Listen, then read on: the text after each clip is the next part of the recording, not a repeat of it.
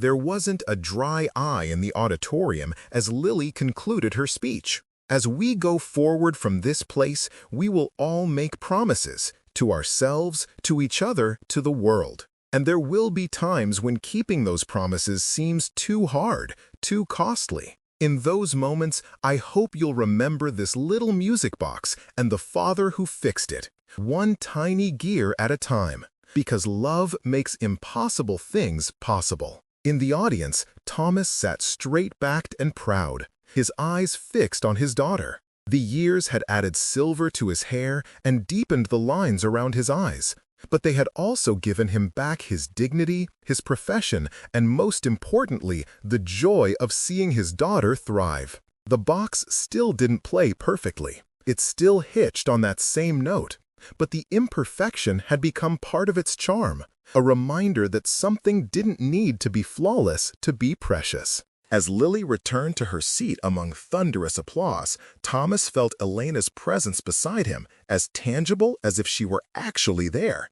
"We did it," he whispered to her. "We kept our promises." After the ceremony, as families gathered on the lawn for photographs, the surgeon approached Thomas. Each gift was met with oohs and ahs from the crowd, the girls squealing with delight as they showed off their expensive presents to their friends. The fathers beamed with pride, accepting congratulatory handshakes and nods of approval from their peers. It was less about the daughters and more about the father's ability to provide, a public display of financial prowess disguised as paternal love. Thomas sat frozen in his chair, looking down at his small package wrapped in Sunday comics because he couldn't afford proper wrapping paper. The bow was crooked, made from a ribbon he'd salvaged from an old Christmas decoration. What had seemed charming and resourceful in their small kitchen now looked pathetically inadequate in this opulent setting. For a brief, cowardly moment, he considered pretending he had forgotten Lily's gift,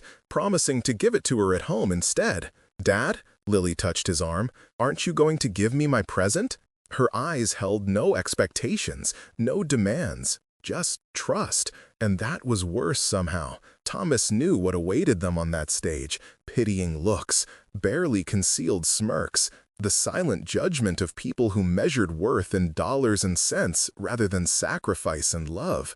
The blood rushed to his ears as he stood up, package in hand. The walk to the stage felt endless, each step heavier than the last. He could hear the murmurs, feel the stares. One mother leaned over to whisper to another, both of them watching him with expressions usually reserved for particularly tragic charity cases.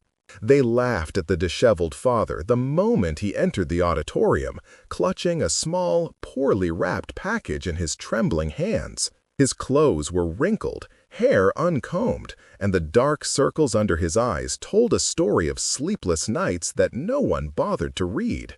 The annual father-daughter dance at Westfield Academy was an exclusive affair where successful businessmen, doctors, and lawyers gathered with their impeccably dressed daughters. But this man, with his worn-out boots and faded jacket, was clearly out of place among the tailored suits and designer dresses that filled the room. The crystal chandeliers overhead seemed to dim as he passed beneath them, as if even the light itself was embarrassed to illuminate his shabby appearance. Security guards at the entrance exchanged knowing glances. They had almost stopped him at the door, assuming he must be a delivery person or maintenance worker who had wandered into the wrong event. It had taken him 5 minutes of fumbling through his pockets to find the crumpled invitation that proved he belonged there. As he shuffled toward the gift table, whispers spread like wildfire. A group of mothers exchanged glances, covering their mouths to hide their smirks. "Who let him in?" one whispered too loudly. "Did he come straight from a construction site?" another added with a snicker. One father, a prominent surgeon with a gold watch that probably cost more than this man's monthly salary, leaned toward his colleague and said something that made them both burst into laughter. The poor father's cheeks flushed red with embarrassment, but he continued forward, eyes fixed on the small gift in his hands, as if it were the most precious thing in the world. The gift table itself was a testament to wealth in excess. Beautifully wrapped packages in designer paper with elaborate bows and ribbons were piled high, each one bigger and more impressive than the last. Some had recognizable blue boxes from Tiffany or the distinctive orange of Hermes. The father's small package, wrapped in faded Sunday comics and tied with a mismatched ribbon, looked like a pebble among diamonds. The father paused before setting his gift down, taking a moment to adjust the crooked bow one last time. His large, work-worn hands looked almost comically out of place performing such a delicate task. A nearby mother pulled her daughter closer, as if poverty might be contagious. The little girl stared at the strange man with unabashed curiosity, her eyes wide and questioning, until her mother whispered something in her ear that made the child look away quickly. Would you have stood up for him, or joined the crowd looking away? Tell us in the comments. No one in that auditorium was ready for what would happen when his daughter opened that simple gift hours later. The transformation would be so profound that some would later deny they had ever laughed at all. The father's name was Thomas Mitchell, a 42-year-old widower who had been raising his daughter Lily alone for the past 3 years. Once a respected architect at a prestigious firm in the city, Thomas had given up his career to care for his wife during her battle with cancer. After her death, he struggled to find steady work while being both mother and father to their only child. The fancy private school was his late wife's wish. She had insisted they saved for Lily's education from the day she was born, never imagining she wouldn't be there to see it through. Every month was a financial tightrope walk. There had been nights when Thomas went to bed hungry, ensuring there was enough food for Lily's lunch the next day. There had been winters when he claimed the heating was broken in his bedroom so that Lily wouldn't realize he was directing all the warmth to her room. There had been countless moments when he sat in his car and cried before composing himself to pick her up from school with a smile that betrayed none of his struggles. Today was Lily's 12th birthday, coinciding with the father-daughter dance. Thomas had spent weeks working extra shifts at the warehouse where he found night work, saving every penny for this evening. Not for a new suit for himself. That money went to Lily's beautiful blue dress that matched her eyes, just like her mother's. The dress had cost 3 weeks of overtime, but seeing Lily's face light up when she tried it on had been worth every exhausting hour. He had even splurged on a trip to the barber that morning, hoping to look somewhat presentable. But the unexpected rain had ruined his carefully combed hair, and his only decent jacket had a small tear at the elbow that he'd noticed too late to mend. As he'd driven to the school in his 15-year-old car that made concerning noises whenever it went above 40 miles per hour, he'd briefly considered turning around. Perhaps they could celebrate at home instead, with the small cake he'd baked that morning. But he remembered his promise to Elena, and more importantly, he remembered how excited Lily had been all week about the dance. "The other girls say it's magical, Dad," she had told him, twirling around their small living room in practice for the big night. Like being a princess for one night. So here he was, standing out like a sore thumb among people who could buy and sell his entire existence without blinking an eye, determined to give his daughter her one night of magic. If stories of fathers who refuse to give up despite life's cruelest blows move you, subscribe now. More powerful stories every week. Thomas scanned the crowded room, looking for Lily among the clusters of giggling girls. He spotted her near the refreshment table, chatting animatedly with 2 other girls. His heart swelled with pride at the sight of her. Despite everything they'd been through, she was thriving, top of her class, kind to everyone, and with a resilience that sometimes took his breath away. She had her mother's intelligence and beauty, but a strength that was entirely her own. For a moment, he considered staying in the shadows near the wall, sparing her the embarrassment of being seen with him. Perhaps he could watch from a distance, let her enjoy the evening with her friends, and meet her outside when it was time to go home. But then she turned, her eyes searching the room until they found him.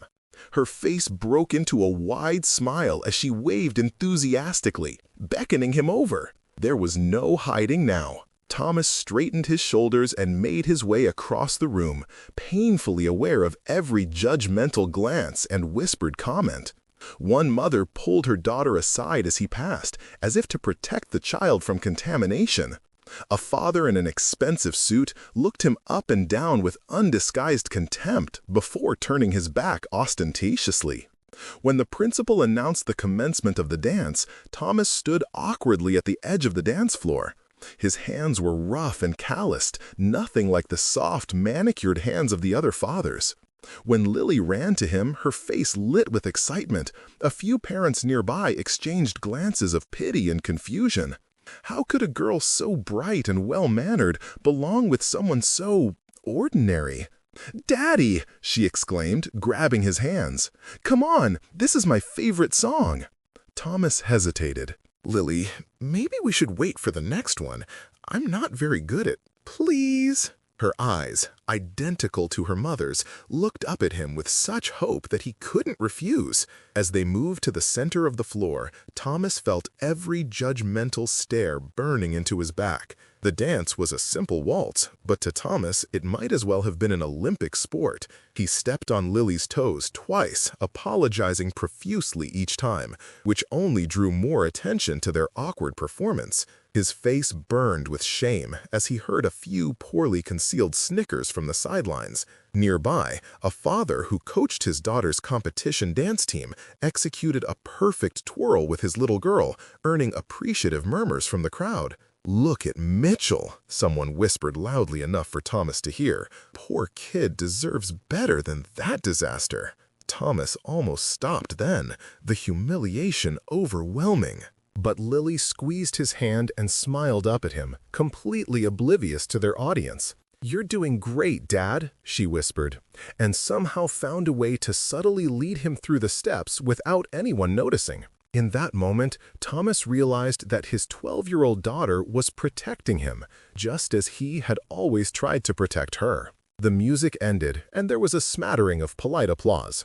As other fathers and daughters flowed gracefully off the dance floor, Thomas and Lily made their way back to their assigned table in the far corner of the room. It was the worst table in the auditorium, partially blocked by a column and far from the stage, but Thomas pretended not to notice as he pulled out Lily's chair for her. "That was fun," Lily said, her cheeks flushed with excitement. "Can we dance again later?" Before Thomas could answer, the surgeon's daughter appeared beside their table. She was tall and elegant in an expensive dress that probably cost more than their rent. "Hi, Lily," she said, her voice dripping with false sweetness. "I love your dress. Is it homemade?" Lily's smile never faltered. "No, but my dad worked extra shifts to buy it for me. He says it matches my eyes." The girl looked momentarily taken aback by Lily's straightforward answer. She glanced at Thomas, who was pretending to be very interested in the program booklet to spare Lily the embarrassment of his intervention. "Well," the girl said finally, "it's nice, I guess. Not like couture or anything, but nice." As she walked away, Thomas risked a glance at Lily, afraid to see hurt in her eyes. Instead, she was still smiling. "She's just jealous," Lily said matter-of-factly. "Her dad buys her everything, but he never shows up for her recitals. She told me he missed her solo in the winter concert because he was in the Maldives with his new girlfriend." Thomas blinked in surprise. "How do you know that?" Lily shrugged. "I listen. Most people don't think I do, but I do." She reached across the table and touched his hand. "You've never missed anything important, Dad. Not once." 3 years earlier, Thomas had been sitting in a sterile hospital room, holding his wife Elena's hand as she took her final breaths. The rhythmic beeping of the monitors had provided a cruel countdown to her departure. She had been diagnosed with aggressive ovarian cancer just 14 months prior, and the disease had ravaged her body with terrifying speed. Their savings depleted by experimental treatments that promised hope but delivered only more pain. The room had smelled of antiseptic and dying flowers, well-meaning bouquets that had outlived their sender's hope but not the patient they were meant to cheer. Elena's once thick, dark hair was gone, her skin nearly translucent, stretched too tight over bones that seemed to have grown sharper as the rest of her withered away. But her eyes, those remarkable blue eyes that Lily had inherited, remained clear and determined to the end. "Promise me," Elena had whispered, her once vibrant voice now barely audible. "Promise me, you'll be there for every dance recital, every school play." "I will," Thomas had sworn, tears streaming down his face. "I'll be there for everything. And promise me," she continued, squeezing his hand with what little strength she had left, "that you'll dance with her, even though you hate dancing." He had nodded, unable to speak through his grief. "She'll need those moments," Elena said. "The ones where a girl needs her father to show her how a man should treat her, how she should expect to be treated." A painful cough interrupted her words. When she could speak again, her voice was even fainter. "And Thomas, don't let her forget me." "Never," he had promised. "She has your eyes, your smile. I see you in her every day." Elena had smiled then, a ghost of her once radiant expression. "The music box," she whispered. "My grandmother's music box. Give it to her when she's old enough to understand its value. Tell her about the lullaby."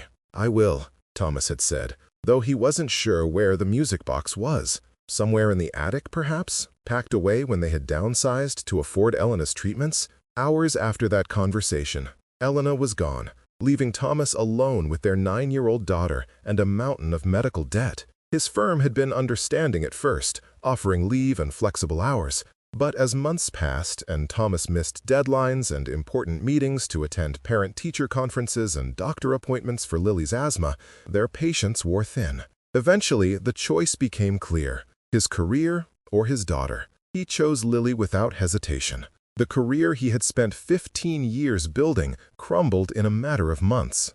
The prestigious firm where he had once been on track to make partner replaced him with a younger, hungrier architect who didn't have a grieving child at home. The elegant apartment in the good school district had to be sold to pay medical bills. They moved to a small rental house on the outskirts of town, the best Thomas could afford while still keeping Lily in the private school Elena had loved. He found work wherever he could: construction during the day when Lily was at school, warehouse stocking at night when she was asleep. Sometimes he slept only 3 or 4 hours a night, catching naps in his car between jobs. His hands, once steady enough to draw precise architectural plans, became calloused and rough. His clothes, once tailored and elegant, wore thin and faded. But through it all, he kept his promises to Elena. He never missed a school event. He learned to cook Lily's favorite meals. And on nights when the grief was too much for her, he would sit by her bed and tell her stories about her mother until she fell asleep. Now, as the dance ended, Thomas led Lily back to their table in the corner of the auditorium.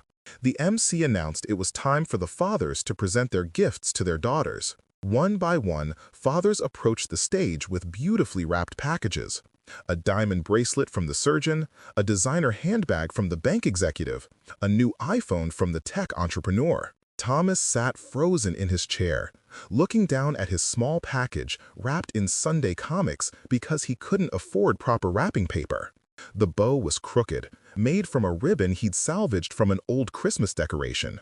"Dad?" Lily touched his arm. "Aren't you going to give me my present?" The blood rushed to his ears as he stood up, package in hand.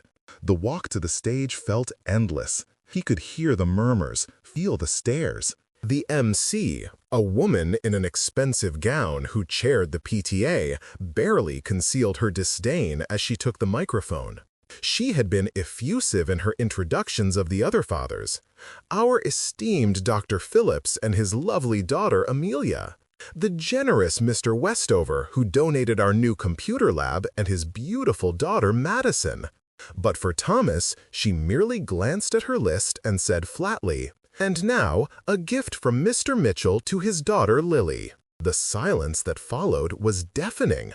No polite applause, no encouraging smiles, just expectant stares waiting to witness the inevitable disappointment. Thomas knelt before his daughter, holding out the small package with trembling hands. A drop of sweat trickled down his back, his shirt sticking uncomfortably to his skin under the harsh spotlight. "Happy birthday, Lily Bear," he whispered, using the nickname her mother had given her. "I'm sorry, it's not much." In that moment, he felt he had failed her, failed to provide the kind of birthday a girl like Lily deserved, failed to create the magic Elena would have wanted for their daughter. But Lily's smile never wavered. She took the package and carefully unwrapped it, taking care not to tear the comics, a habit she'd developed over years of making do with less. Thomas had chosen the comics carefully, finding pages with her favorite characters that he knew would make her smile. Inside the paper was a small wooden box with a simple clasp, its wood polished to a soft glow. When she opened it, a soft melody began to play, the lullaby her mother used to sing her to sleep with every night. The tune was delicate and haunting, filling the auditorium with its sweet, melancholy notes. It wasn't a popular song that anyone would recognize. It was an old folk melody from Elena's grandmother's homeland, passed down through generations. As the music box played, Thomas saw recognition dawn in Lily's eyes, followed by wonder, and then, most powerfully, a flash of connection to the mother she was slowly forgetting.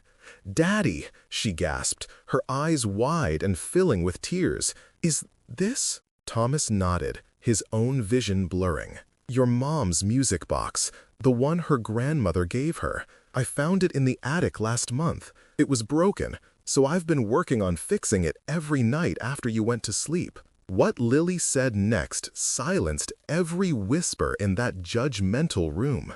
"This is better than all the other presents put together," she said, her voice clear and carrying across the suddenly quiet auditorium. "Because you didn't just buy it, Daddy. You put your heart in it." Her eyes filled with tears as she hugged the box to her chest.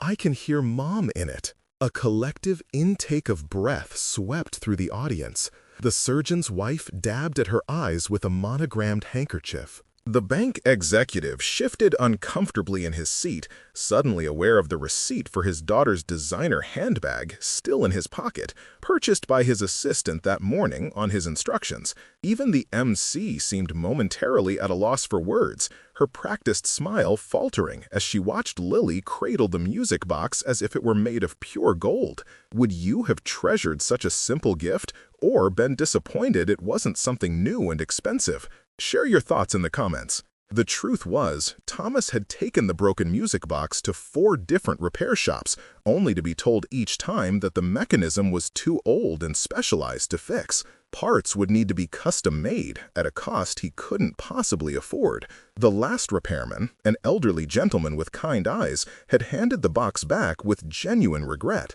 "I'm sorry," he'd said. "This is a rare piece, Swiss-made, probably early 1900s. If you had $5,000 to spare, I could send it to a specialist in Geneva who might be able to restore it." But even then, Thomas had thanked him and left, the broken music box feeling impossibly heavy in his hands. That night, after Lily was asleep, he had sat at their small kitchen table and wept, not just for the music box, but for all the ways he kept failing to preserve Elena's memory, all the promises he feared he couldn't keep. The next day, he'd stopped at a second-hand bookstore on his way to work and found a book on antique music box repair. The elderly owner had noticed his interest and mentioned that her late husband had been a watchmaker with a passion for music boxes. In the back room, she found his old tools and insisted Thomas take them. "No charge," she'd said. "They should be used by someone who cares about these old treasures." So Thomas taught himself, learning through trial and error. For 3 months, he worked on it every night after Lily went to bed, his large hands struggling with the tiny gears and springs until they bled. The delicate mechanism had been a puzzle of corroded brass and broken teeth, each piece requiring careful cleaning and, in some cases, complete rebuilding. He had ruined 2 of the springs before figuring out how to properly tension them. He'd spent an entire paycheck on a small piece of specialized equipment he needed to recut a gear tooth. He found a watchmaker who took pity on him and gave him scraps from his workshop, odd bits of metal and tiny screws that might be adapted to fit the antique mechanism. Night after night, Thomas would fall asleep at the kitchen table, magnifying glass and tweezers in hand, only to wake up and head straight to his warehouse job before Lily even opened her eyes for school. There were moments when he nearly gave up, when the work seemed impossible for his untrained hands. But then he would remember Elena's voice, the way she had looked at him in those final days, and he would try again. The melody wasn't perfect, it occasionally hitched on a note, but it was unmistakably the same lullaby Elena had inherited from her grandmother, who had brought it from the old country when she immigrated with nothing but the clothes on her back and this precious music box. The lullaby had been a connection between generations, a thread of identity that Elena had feared would be lost with her death. As Lily held the music box to her ear, the surgeon's daughter approached cautiously, her diamond bracelet glinting under the chandeliers. The girl's curiosity seemed to overpower her earlier condescension. "Can I hear it?" she asked, her voice softer than before. Lily nodded and held it out. The surgeon's daughter listened, her expression changing from polite interest to genuine wonder. "It's beautiful," she whispered. "What song is it?" "It's a lullaby my mom used to sing to me," Lily explained. "Her grandmother brought it from Romania almost 100 years ago. It's about a nightingale that sings to the moon." Soon a small crowd of girls gathered around, listening to the delicate melody that spoke of something money couldn't buy, the continuity of love across generations. They passed the music box carefully from hand to hand, treating it with a reverence that none of their expensive gifts had received. Some of them asked Lily about her mother, and for perhaps the first time since Elena's death, Lily spoke about her freely, the music giving her permission to remember without pain. Thomas stood awkwardly to the side, unsure what to do with himself. He felt out of place in this circle of wealth and privilege, yet somehow the little music box had created a bridge he never could have built on his own. Then he felt a hand on his shoulder. It was Mr. Peterson, the school's music teacher, a quiet man with thoughtful eyes who had always been kind to Lily. "That box," Mr. Peterson said quietly, "the craftsmanship to repair something that old, it's remarkable." Thomas shrugged, uncomfortable with the praise. "I just couldn't let it stay broken. It was too important."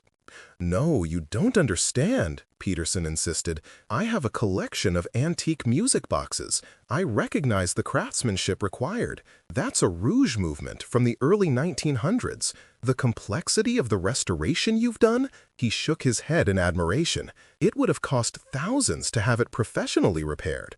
Thomas looked away, embarrassed. "It's not perfect. There's a hitch in the third measure." "Which makes it authentic," Peterson said with a smile, "like an artist's signature. You know," he continued, "we've been looking for someone to help build sets for the spring musical. It doesn't pay much, but someone with your skills and attention to detail would be perfect." The last parent volunteer created a backdrop that collapsed during dress rehearsal. Thomas was about to decline. He simply didn't have time for volunteer work between his two jobs when he caught sight of Lily in the middle of her circle of friends, animatedly describing something about the music box's mechanism that he had explained to her. She looked happy, connected in a way he hadn't seen since before Elena's illness. "I might be able to make some time," Thomas said carefully. "What kind of sets are you planning?" Before Peterson could elaborate, the PTA chair approached, her expression transformed from disdain to careful politeness. The woman who had barely acknowledged Thomas's existence an hour earlier now looked at him with new interest, like a collector who had discovered an undervalued antique. "Mr. Mitchell," she said, extending a manicured hand, "Jennifer Lawrence, PTA chair." "I understand you were once an architect." Thomas took her hand briefly, wondering who had told her about his former profession. "I was," he replied cautiously. "The school board has been discussing renovations to the East Wing. The building is nearly 80 years old and needs updating, but we want to preserve its historical character." She lowered her voice confidentially. "Between us, the last architect we consulted wanted to gut it completely. No appreciation for the heritage. Perhaps you might be interested in consulting, as a professional courtesy, of course."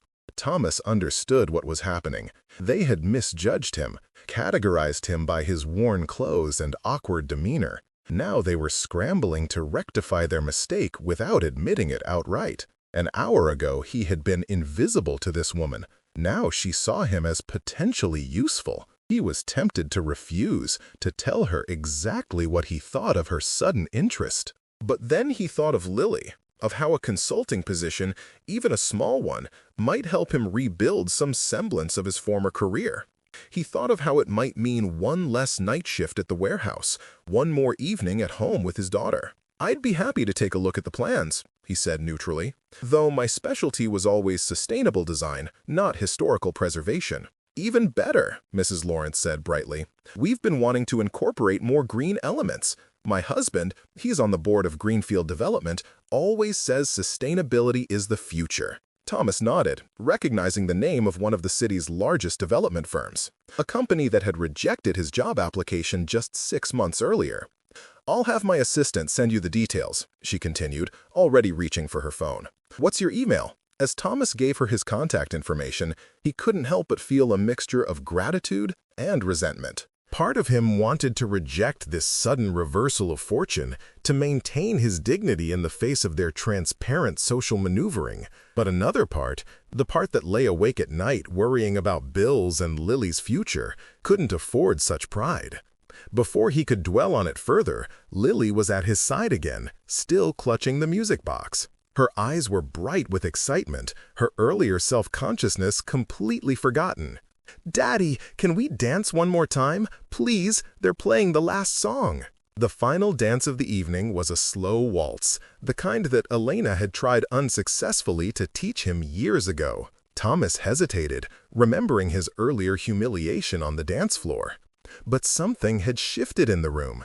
The mocking glances had been replaced by curious, even respectful looks. "Of course, Lily Bear," he said, taking her hand.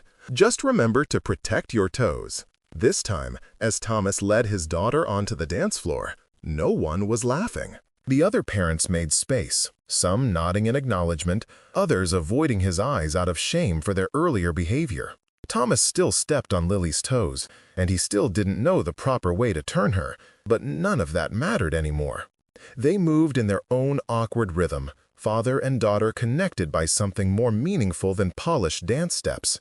The music box was clutched tightly in Lily's hand, and occasionally its melody could be heard underneath the orchestra's music, a counterpoint that somehow enhanced rather than disrupted the waltz. A few nearby parents smiled at the sound, their expressions softened by the unexpected reminder of what the evening was supposed to be about, not a competition of wealth or status, but a celebration of the bond between fathers and daughters. As they danced, Lily looked up at him with her mother's eyes. "Dad," she said softly, "Mom would be proud of you." "For fixing her music box?" Thomas asked, guiding her carefully through a turn. Lily shook her head. "For keeping your promise to her. For being here, even when it's hard." Thomas had to swallow hard against the sudden tightness in his throat. "Sometimes I worry I'm not doing enough, that I'm letting both of you down." "You're not," Lily said, with the simple certainty of a child who has never been given reason to doubt her father's love. "You're the best dad in the room." And for a moment, Thomas allowed himself to believe it might be true. The next morning, Thomas woke to the unusual sound of his phone ringing. He rarely received calls these days. Most of his friends had drifted away during Elena's illness, uncomfortable with the raw grief that followed her death. He fumbled for the phone, worried it might be the school calling about Lily. Instead, he received 3 unexpected calls in quick succession. One from Mr. Peterson about the spring musical, confirming that the first planning meeting would be the following Tuesday. One from the school board about the renovation consultation, with the board president himself expressing enthusiasm about Thomas's potential involvement. And a third from an architectural firm that specialized in educational institutions. Apparently, the surgeon who had laughed at him was on their board of directors and wanted to make amends. "Frank mentioned your background in sustainable design," said the firm's partner, a woman named Rebecca Chen. "We've been looking for someone with exactly that expertise for our new Green Schools initiative. Would you be interested in coming in for a conversation?" Thomas sat at his small kitchen table, staring at the phone long after the calls had ended. Lily found him there, still in his pajamas, an untouched cup of coffee growing cold beside him. "Dad, are you okay?" she asked, pouring herself a bowl of cereal. "I think so," he said slowly. "I think Things might be changing for us, Lily Bear. She smiled at him, a milk mustache already forming on her upper lip. Because of the music box? Because of you, Thomas corrected her. You showed everyone who you are last night, who we are. Within 6 months, Thomas was working as a consultant again, his expertise in sustainable design earning him a reputation among schools looking to modernize their aging buildings. The renovation project at Lily's school had been featured in an architectural magazine, highlighting the innovative way Thomas had preserved the building's historical character while incorporating state-of-the-art energy efficiency. The article had mentioned his unusual career path, from prestigious firm to warehouse worker to specialist consultant, and suddenly Thomas found himself fielding calls from other institutions interested in similar projects. The work wasn't as lucrative as his former position at the architectural firm, but it offered something far more valuable: flexibility. He could schedule meetings around Lily's activities, work from home when she was sick, and most importantly, never miss a school event. He still worked hard, harder than he had in his previous career, but now the work bent around his life with Lily rather than the other way around. They moved to a slightly larger apartment in a safer neighborhood with a small park nearby. Thomas still couldn't afford many luxuries, but the crushing financial pressure had eased enough that he could occasionally surprise Lily with small treats: a new book, art supplies, tickets to a school play at the community theater. He continued building sets for the school musical, discovering an unexpected joy in creating tangible three-dimensional spaces after years of drawing them on paper. His designs became more elaborate each year, transforming the school auditorium into enchanted forests, bustling city streets, underwater kingdoms. The same parents who had once dismissed him now sought him out at school events, eager to discuss his latest project or introduce him to friends who might need his professional services. A year later, at the next father-daughter dance, Thomas wore a new jacket, still not designer, but clean and well-fitted. He had put on some weight, the hollowness in his cheeks filled out now that he wasn't skipping meals to ensure Lily had enough. His hair was neatly trimmed, and though there were still lines of fatigue around his eyes, they no longer spoke of desperation, just the normal tiredness of a single parent balancing work and family. This time, when he entered the auditorium, there were no whispers or mocking glances. Several fathers nodded in greeting, and the PTA chair made a point of coming over to personally welcome him and Lily. The surgeon, who had become a cautious ally over the past year, clapped him on the shoulder and introduced him to a school board member from another district who was interested in green renovations. On the dance floor, Thomas still stepped on Lily's toes, but now they laughed about it together. "You're getting better, Dad," she teased. "Only 5 times tonight instead of 10. "Your mother would be shocked," Thomas replied with a smile. "She always said I had 2 left feet." "I think she'd be happy," Lily said, her expression momentarily serious. "She always told me that it's not about being perfect. It's about showing up and trying your best." And when he presented her with her gift, a hand-carved jewelry box to match her mother's music box, no one was surprised by its simple beauty. Thomas had spent months working on it, carving the wood in the same Romanian folk patterns that decorated the original music box. Inside, he had lined it with blue velvet that matched Lily's eyes. In the years that followed, the music box became something of a legend at Westfield Academy. When the school created a Heritage Day for students to share their family traditions, Lily brought the music box and told the story of her great-grandmother's journey from Romania. When a student talent show featured musical performances, Lily played a violin piece based on the lullaby, while the music box sat on a pedestal beside her, occasionally joining in with its delicate chimes. And at graduation, when each student was asked to bring an object that represented their journey, Lily brought the music box.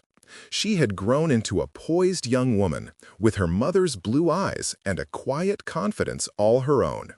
When she stood at the podium as valedictorian, she placed the music box beside her and opened it, letting the melody play as she began her speech. The audience fell silent, many of them recognizing the tune that had become synonymous with the Mitchell family over the years. parents who had been present at that father-daughter dance 6 years earlier exchanged knowing glances, remembering the shabby father and his remarkable gift. "My father taught me that the most valuable things in life aren't things at all," she said to the hushed auditorium. "They're the promises we keep, especially when keeping them seems impossible. My mother made my father promise to be there for me, to dance with me even though he hates dancing, to help me remember her after she was gone. And every day since she died, he has kept those promises." She looked directly at Thomas as she continued. "When my father couldn't afford to have this music box professionally repaired, he taught himself how to fix it, because a promise is more important than pride.